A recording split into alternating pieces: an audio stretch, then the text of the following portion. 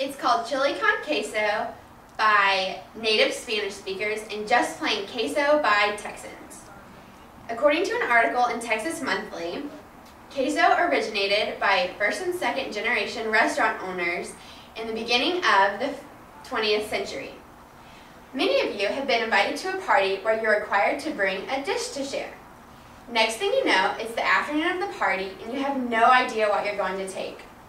A successful dish that's eaten almost as fast as it's prepared is this recipe of queso. I've taken this recipe to several parties and it's never failed to be a big hit. Today, I'm going to show you the supplies that you need and the steps that you need to follow in order to make a delicious dish of queso that will ensure you to be the hit of your next party. The supplies that you need to gather are a cutting board and a knife to cut your Velveeta, a can opener to open our cans, a crock pot to melt all of our ingredients together, a spoon to stir our melted ingredients, and a teaspoon to measure out our spices. The ingredients that you need to gather are 1 2-pound block of Velveeta, 1 pound of browned and drained meat, 1 can of cream of mushroom soup, 1 can of Rotel, diced tomatoes and green chilies, garlic powder, cumin, chili powder, and chips or tortillas, whichever you prefer to serve your queso with. After you've gathered all of the supplies and the ingredients that you need for your queso, we can start to put them together and make our ultimate cheese dip. First, you need to cut your Velveeta into chunks and place them in the crock pot. Some people say that in order to make true, authentic queso, you need to mix several different types of cheese together and milk in order to get a good combination. However, in my personal opinion, I think that in order to have true, authentic Tex-Mex queso, you must use Velveeta straight from the box. When you cut your Velveeta, you cut it into chunks, and it doesn't matter what size chunks you cut it in, but the smaller your chunks, the faster it will melt. So after we've got our Velveeta cut, we will place it in our crock pot so that it can start melting.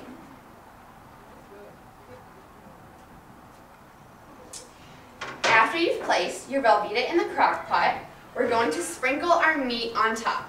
For this particular batch of queso, I chose to use sausage because I really enjoy the additional spices that sausage adds.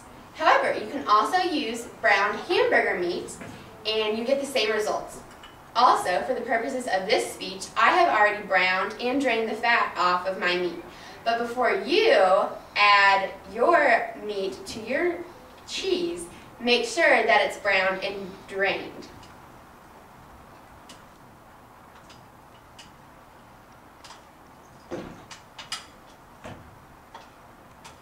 Next, after you've added your meat, we are going to add our cream of mushroom soup. Now, the cream of mushroom soup is used to make the queso more creamy. And for those of you who don't like mushrooms, you don't need to worry because you can't even taste the mushrooms.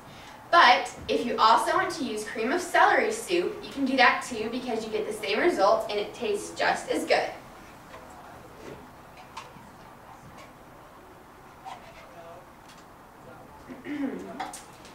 Next, we're going to add our Rotel, diced tomatoes, and green chilies. There are several different varieties of Rotel that you can buy.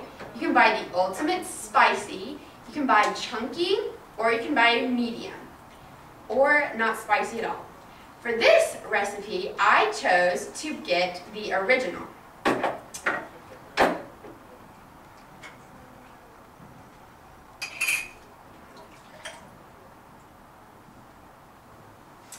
After you've added your can of Rotel, we are going to add our 3 spices. going to add 1 teaspoon of garlic powder.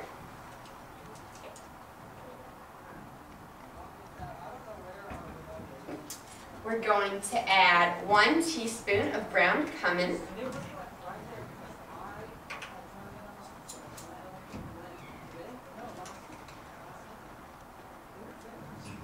And we're going to add 1 teaspoon of chili powder.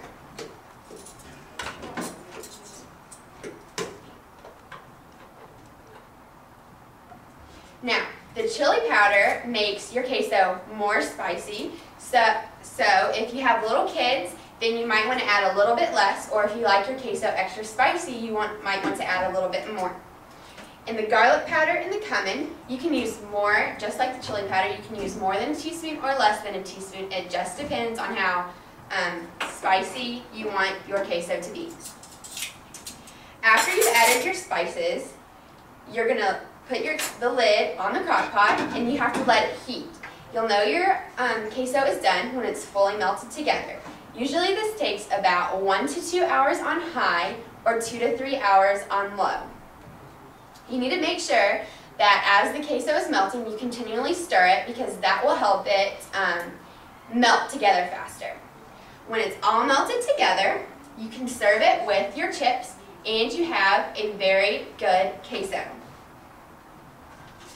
Today, I have shown you the supplies that you need to get and the steps that you need to follow in order to make a delicious recipe of queso.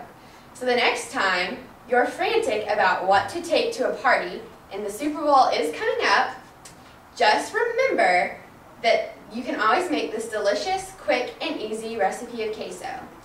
And if you want to hang around with me for approximately an hour after the speech, we can all come up and eat this delicious queso.